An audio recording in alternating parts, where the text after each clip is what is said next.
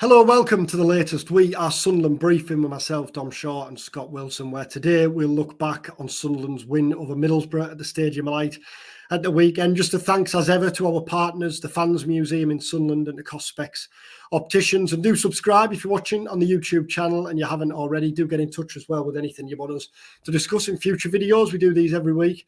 And if you're listening on any podcast platform, then rate and review on there as well. How are we doing, Scott? I'm good. Yeah, all good. Thanks, Tom. It was a good old weekend, wasn't it? Well, I was going to say, regardless, and we won't get into that again, but regardless of your kind of views on the fixture, a win over a Middlesbrough side that were largely fancied to be in the mix this season it's another, following on from the Burnley win at the Stadium of Light, it's another statement result, really, for Sunderland, isn't it? Yeah, I think it felt like it, to be honest. You know, it felt like a big game, obviously big crowd in. You know, a bit of atmosphere, a bit of needle. And Sunderland just played ever so well, didn't they? You know, we kind of know that this Sunderland side, when it hits its straps, can attack really well. I think we've seen it, you know, we saw that with the bulk of this squad under Tony Mowbray. We even saw it sporadically when results weren't necessarily there last season. The issue for the, you know, big parts of the second half of last season was wide open at the back. Where's the organisation? You know, where's the spirit? Where's the resilience? Well, that is what I think more than anything else Regis Le Bris has brought in his first couple of months. That second half when Boro had, you know, let's be honest, the bulk of the ball, but just never looked like breaking Sunderland down. So well organised, so resilient, you know, closing down, filling the spaces. You know, Anthony Patterson's barely had a save to make in the whole of that game. And even though the defensive side of Sunderland's game was so impressive, and it has been all season, bar probably a mad 20 minutes or so at Plymouth, there was still a real threat on the break. You always felt that if Sunderland got the chance to get out, they could do something with it. So a huge amount of positives. And yeah, you know, just another step along the way of what's starting to look like it could be a really exciting season.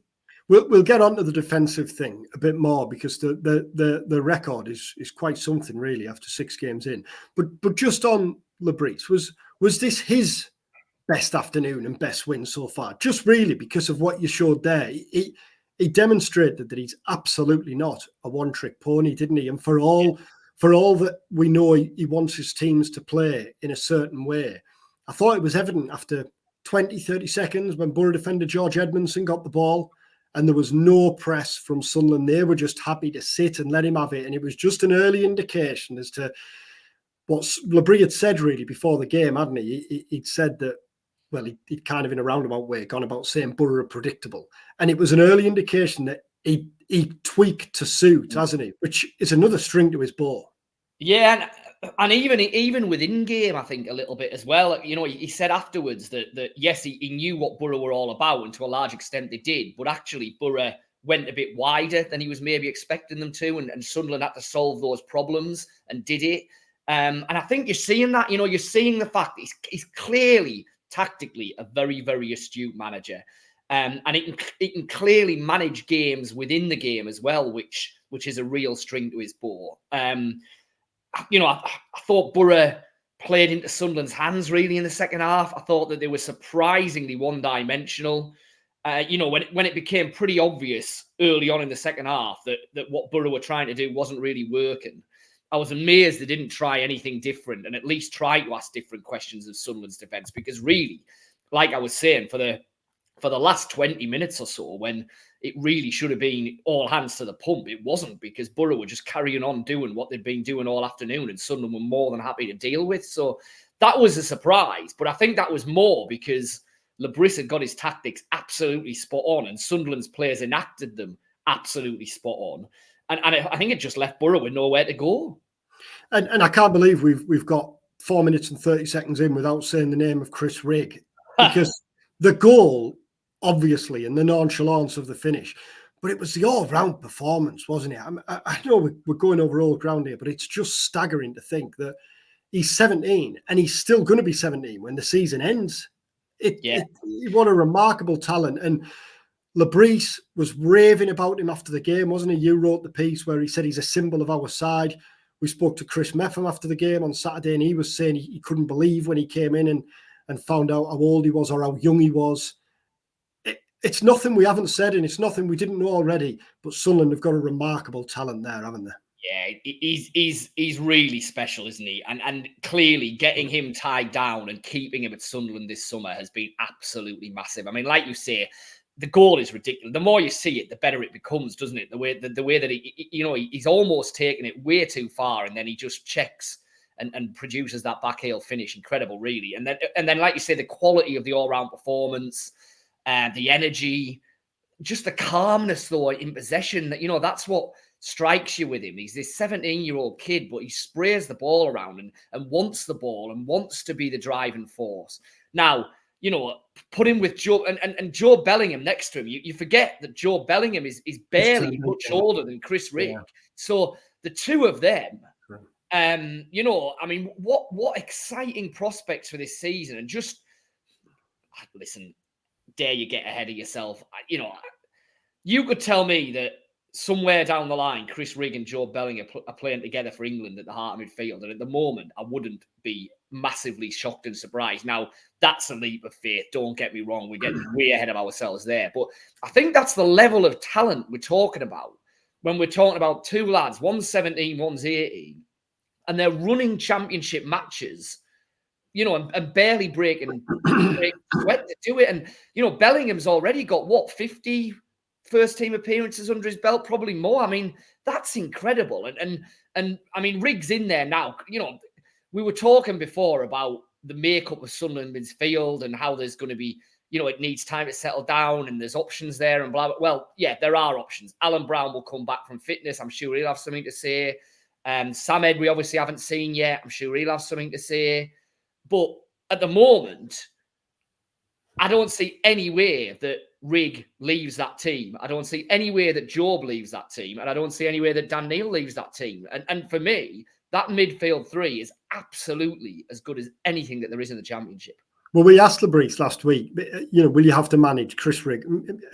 Two things, really. Has it surprised you how quickly he's played his way into becoming a first team must for you, really? And given his age, will you have to manage him? And Le Bris said, well, not necessarily, because, he's 17, but he doesn't play like one. He doesn't behave like one. He doesn't act like one.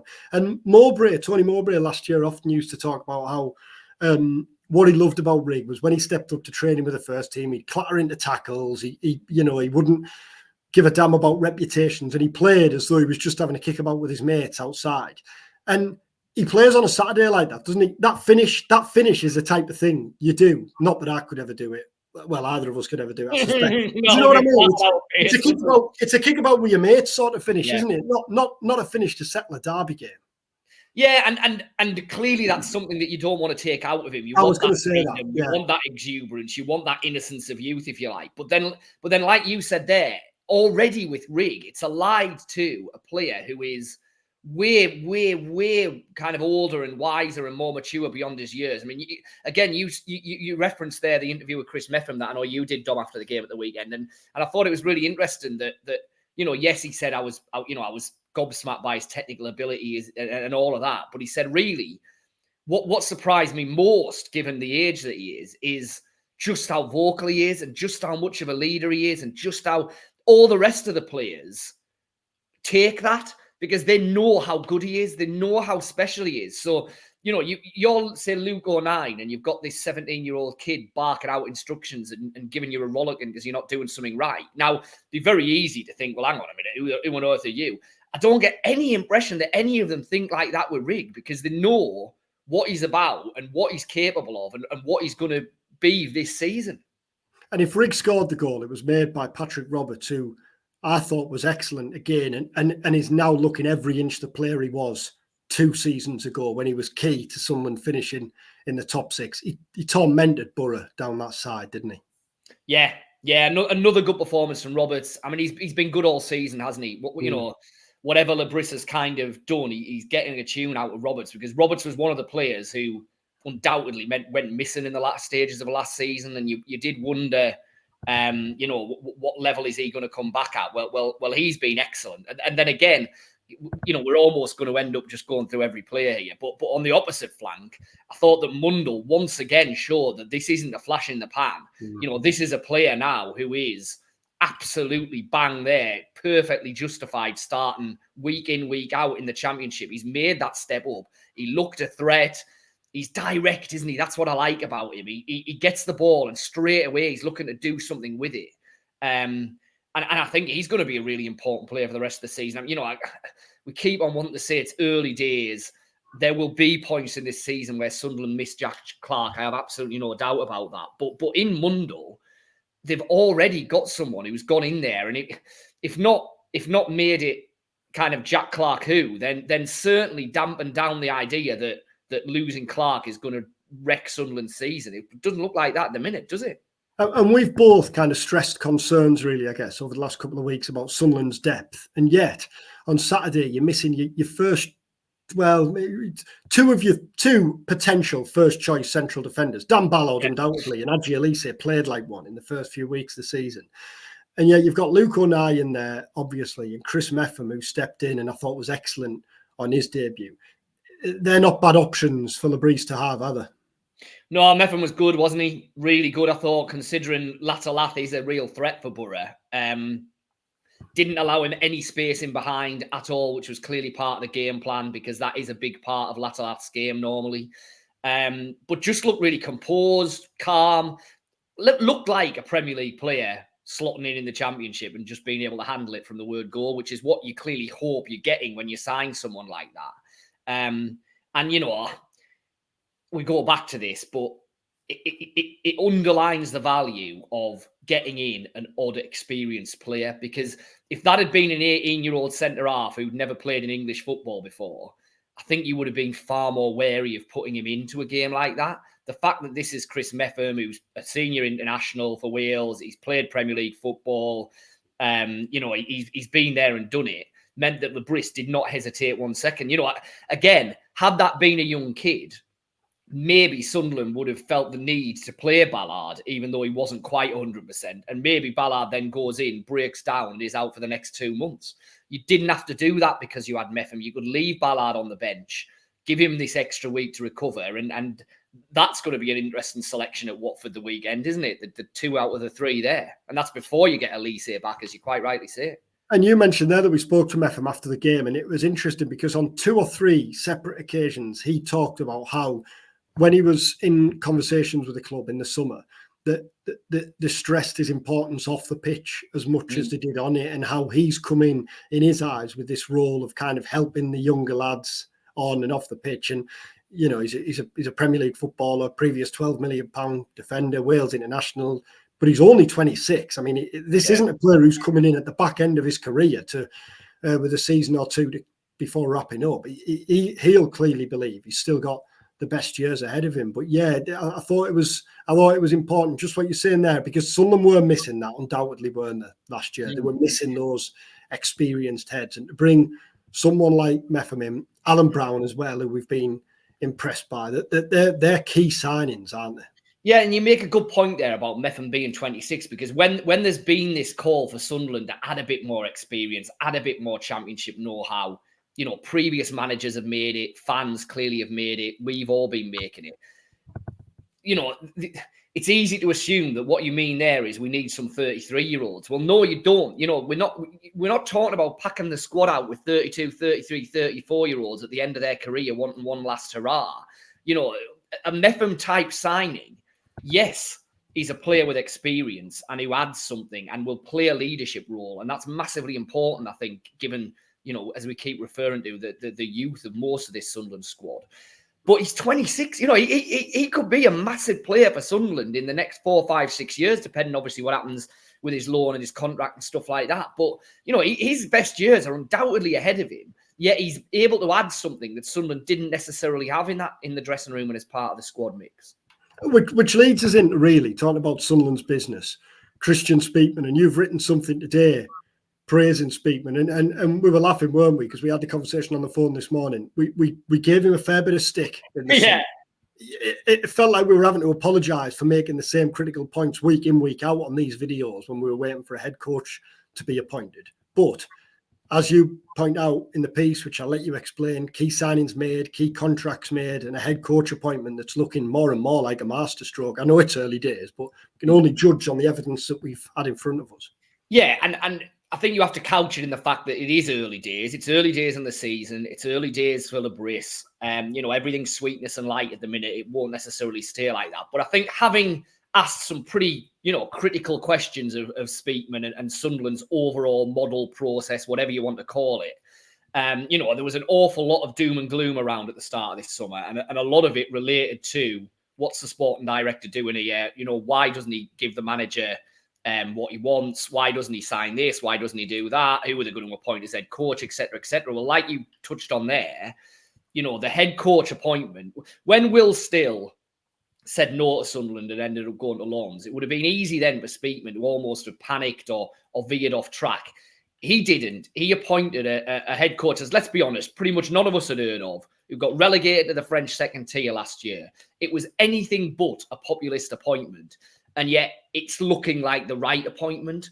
And the more you go through the signings, Trey Hume, bought for nothing, worth a lot of money now, looks like one of the best fullbacks in the league. Dan Ballard, plucked out of Arsenal reserves. What's he worth? 20 million? Looks like one of the best centre-halves in the league. Dennis Serkin, Tottenham reserves.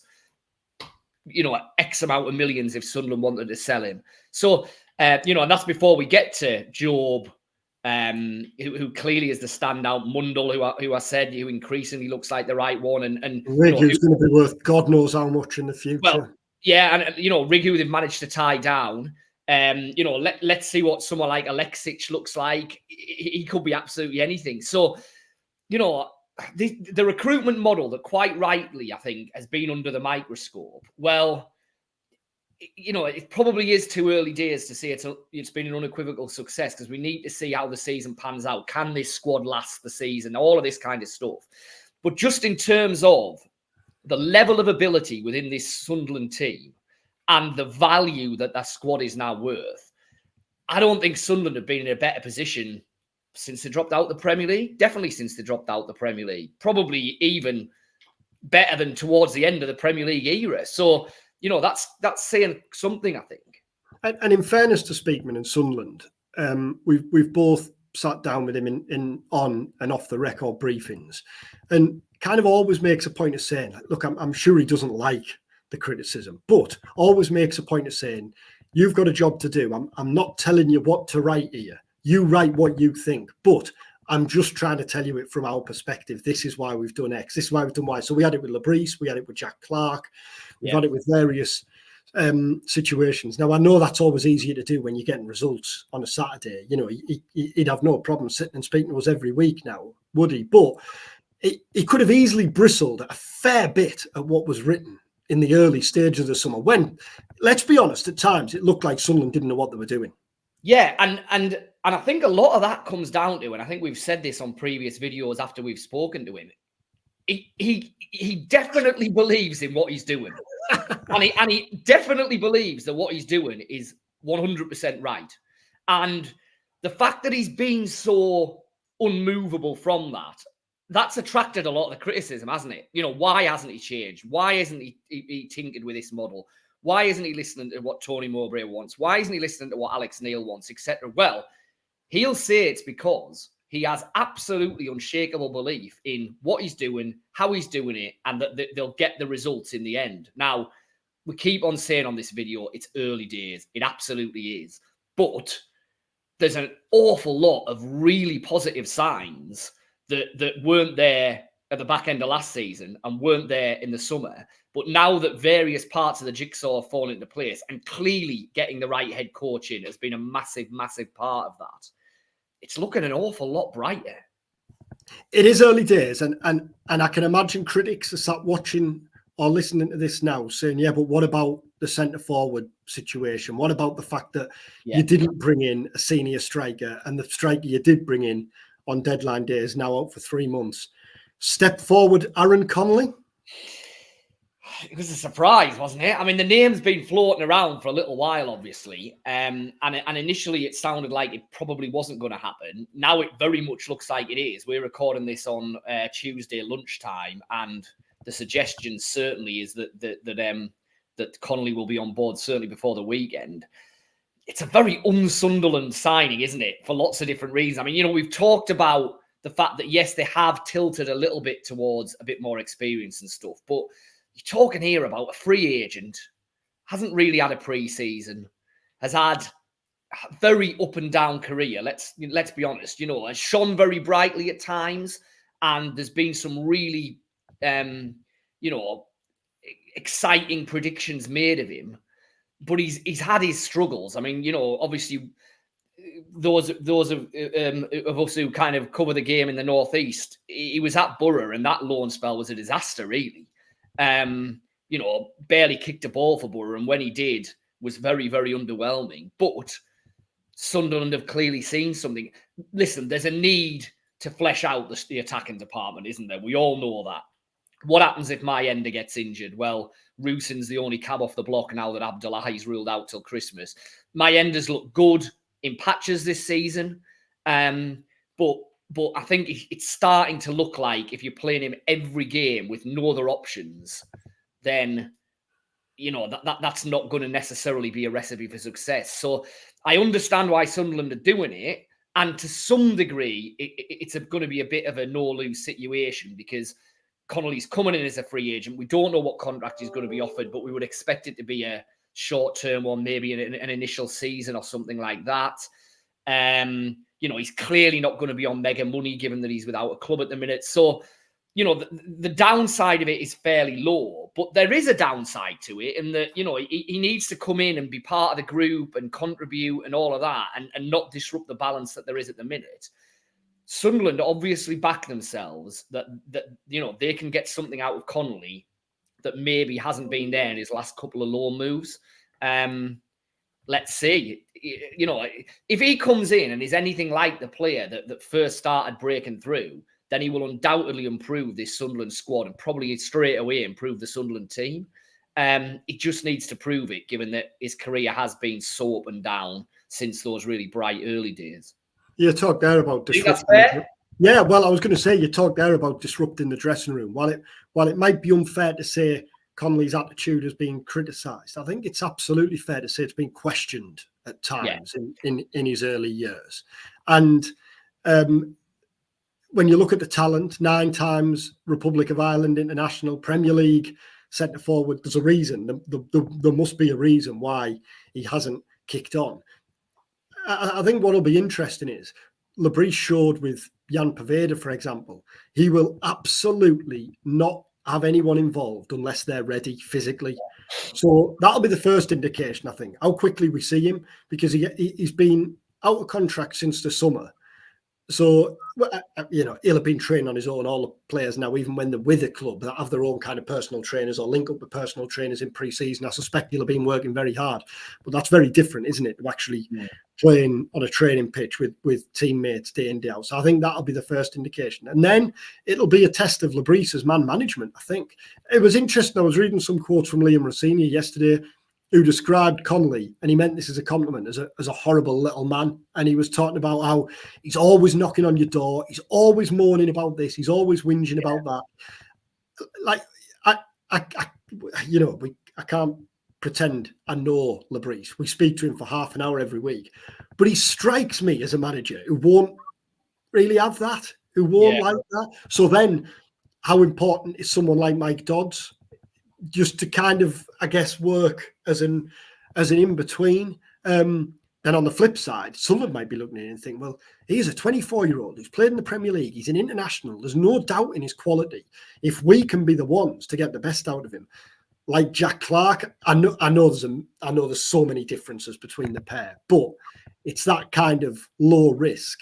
No, but I was going to say, like, I know, as you said there, this is Le Bris's team now, so the dynamics there are different. But Sunderland have kind of created a home for Jack Clark. They created a home for Pat Roberts when he desperately needed one, and he'd been in various loan moves. I mean, when he came in, he'd been to France and barely kicked the ball for 6 months, hadn't he? So, Sunderland have provided a home for that type of player in the last couple of seasons. And it's, we go back to, if they can do that, and if it clicks for Connolly, then, you're getting a player who is worth way, way more than you could realistically afford to pay.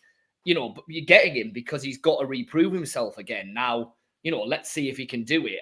I'm with you. I think that how Le Bris manages him and everything that kind of comes with him in terms of that character will be interesting, because we haven't really seen how Le Bris deals with anything like that yet, because he hasn't had to.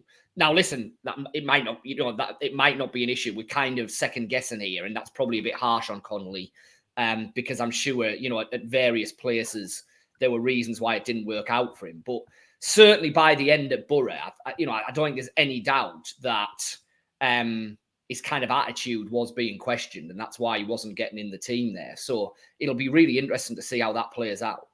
And he scored 8 league goals last season for Hull, and he was released after Rossini was sacked. Just reading between the lines, it all seems to suggest if Rossini had kept his job, he'd have pushed for Connolly to stay on. So again, from someone's perspective, you can look and think, well, we're getting someone who knows the division inside out, who scored goals last season, and who might well be approaching last chance saloon, or certainly getting there at a club of this stature. You would think. Yeah, and I think, the fact that he has scored championship goals recently is part of this, because, we can talk about unfinished potential and whatever. Well, even if Sunderland don't get the Aaron Connolly who we thought Aaron Connolly might be when he first broke through and was winning his international caps, even if Sunderland get the Aaron Connolly who was scoring for Hull on a semi-regular basis last season, you'd argue that's still better than what they've got at the moment as the backup to Mayenda, without being horribly harsh on it. He's not going to have to be exceptional to be a better option than Roussin off the bench as things look at the minute, is he? Let's not beat about the bush. I mean, there's a clear reluctance from Le Bris to turn to Roussin and give him any really meaningful match minutes at all outside of the under-21s. So there's clearly reservations there. So even if Connolly is the player who was doing fine for Hull last season, I still think that's worth Sunderland having, because it's probably better than what they've got at the moment in as the backup. They'd have let Roussin go, wouldn't they? In the summer, had they managed to bring 1 or 2 more in. Le Bris kind of almost said as much, but yeah, you think he'd have gone out on loan, certainly, wouldn't he? Yeah, I don't think there's any doubt about that. Watford, Saturday, another tough game, but they got a hammer in at Norwich at the weekend. Sunderland will go there fancying it. Yeah, I mean, there's no reason for Sunderland to be going into any game at the moment not fancying it. The squad looks strong.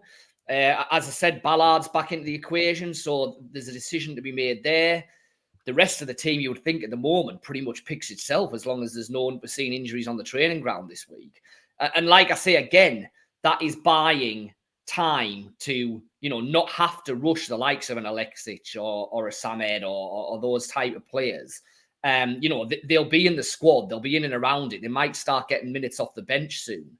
But the team at the moment is pretty much picking itself. And I know we've got, the Derby and Leeds games are kind of in a week, but you look at that fixture list and really it's the middle of October before we're starting to think about 2 games in a week and a really busy schedule. At the moment, Sunderland's players are more than capable of playing every minute of every game, the way that the fixture schedule looks and is panning out. So yeah, I mean, like you say, Watford have looked good on occasions this season. Cleverly looks like he's doing a pretty decent job there. He did a pretty decent job at the back end of last season, I thought. He's carried that on, but they got a pretty decent tonkin at Norwich at the weekend, and there's absolutely no reason why Sunderland shouldn't be rocking into Vicarage Road thinking, here we go, let's get another 3 points here. Le Bris looking for the double over former Manchester United midfielders, Carrick first, Cleverly. Yeah. I don't think Sunderland will lose. I'm thinking prediction-wise, half tempted to go draw, 1-1 draw a bit, but I don't think Sunderland will lose. No, I'll fancy Sunderland. I think I'll take Sunderland 2-1. I just think they'll be full of confidence at the minute. They're playing well. They're finding ways to score goals, even if Mayenda isn't, which is, was always going to be a bit of an issue. But they don't look like conceding loads, do they? I know there's that Plymouth game. That's in the back of your mind. It can happen. And maybe Sunderland will have a run where actually on the road, they find it harder to keep clean sheets. But no, I fancy them. They've conceded one goal. In 5.5 games, they've conceded one goal, which was that Portsmouth own goal in the last minute. That must give them such confidence when you're going into any game, knowing that you build on such solid foundations. And this is against the Watford team that conceded a fair few at the weekend.